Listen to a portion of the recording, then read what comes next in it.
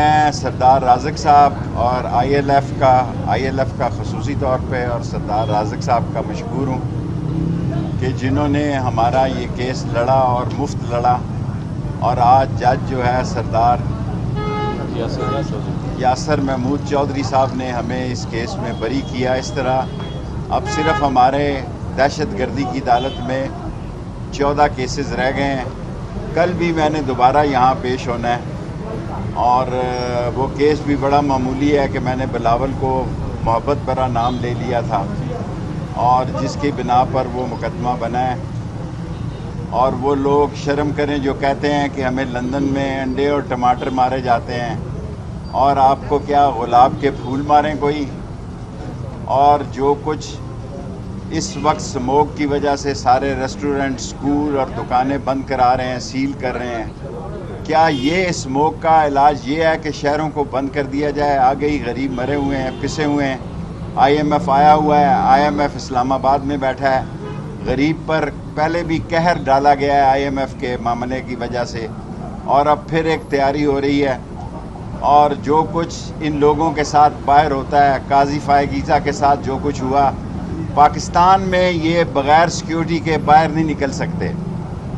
اور مجھے یحییٰ آفریدی صاحب سے پوری امید ہے کہ عدلیہ پاکستانی قوم کو اس سارے بحران سے نتاج کرے گی، اور سارے بحران سے میرے مولا کو منظور ہوا تو یحییٰ آفریدی کی قیادت میں لوگ آزاد ہوں گے، اور بلا وجہ جن لوگوں نے لندن میں کوئی مظاہرہ کیا ان کے رشتہ داروں کو یہاں تنگ کیا جا رہا ہے، جو کہ سخت زیادتی ہے۔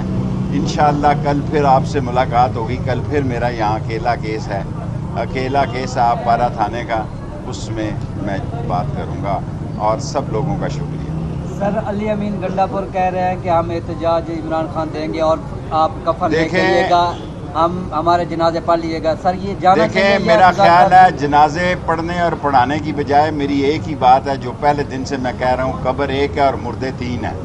اس قبر میں کون سا مردہ جانا ہے یہ 45 دن میں فیصلہ ہو جائے گا، یہ 30 دسمبر میں اسی سال میں فیصلہ ہو جائے گا۔ قبر ایک ہے، مردے 3 ہیں، کون سا مردہ اس میں جائے گا اس کا معلوم ہو جائے گا۔ ٹرمپ کی جیت کا کیا ایفیکٹ ہوگا؟ دیکھیں، ٹرمپ نے کیا فرمایا؟ مہنگائی اتنی زیادہ ہوتی جا رہی ہے، آپ نے بہت میری مدد کی ہے، میں مشکور ہوں کہ لوگ ہینڈ ٹو ماؤتھ ہیں، لوگوں کے پاس بچوں کے فیس کے کرائے نہیں ہیں، بجلی کے بل کے نہیں ہیں، اور کھانے پینے کے نہیں ہیں، اور یہ عیاشیاں مار رہے ہیں جنیوا میں، سوئٹزرلینڈ میں، امریکہ میں، اور شاپنگ کر رہے ہیں، 2 بیگ اٹھا کے شاپنگ کر رہے ہیں، ایک بیگ بھی نہیں کہ چلو ایک بیگ ہو، 2 بیگوں سے یہ شاپنگ کر رہے ہیں۔ عوام میں موجودہ حکومت اور اس کے الائز جو بھی موجودہ حکومت کے ساتھ ہیں وہ نفرت کا نشان بن چکے ہیں۔